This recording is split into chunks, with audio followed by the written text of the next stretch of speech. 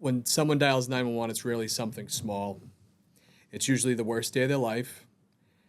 In those moments of panic, fear, and uncertainty, 911 operators are the calm voice on the other end of the line. They don't just answer calls, they guide, they reassure, and take control when everything else feels out of control. Every second matters, and these professionals rise to that pressure with incredible focus and compassion. They listen through chaos, screams, crying, silence, and confusion, and somehow find clarity.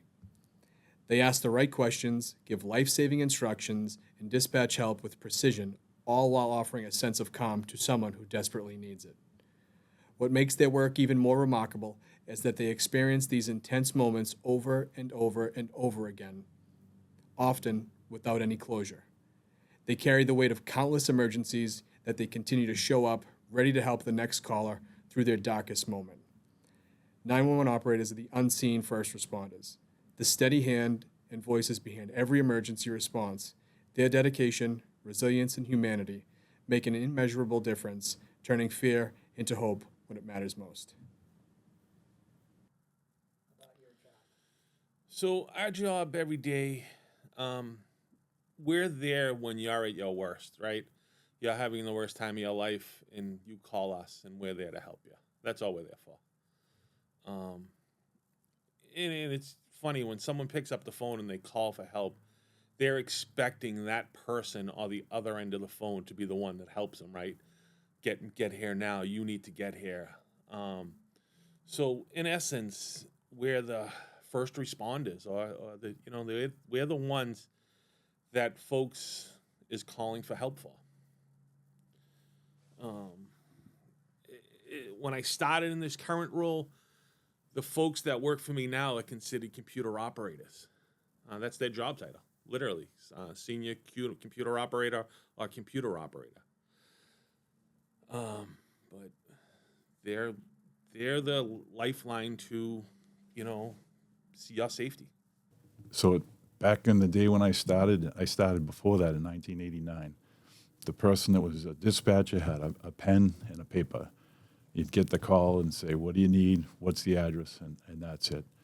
And dispatching has completely changed from that, and it's completely changing now as we go.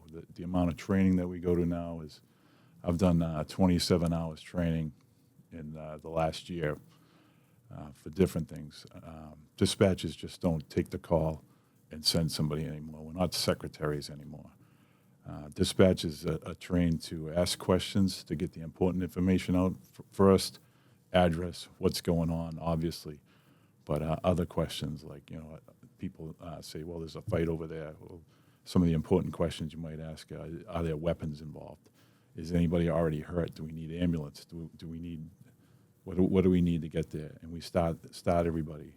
So people, when they call in, they get a little upset if you're asking all these questions, but dispatchers can multitask too. So even though we're asking questions about, what's going on and what do we need to send, we've probably already sent the troopers or the ambulance or the fire department or the tow trucks.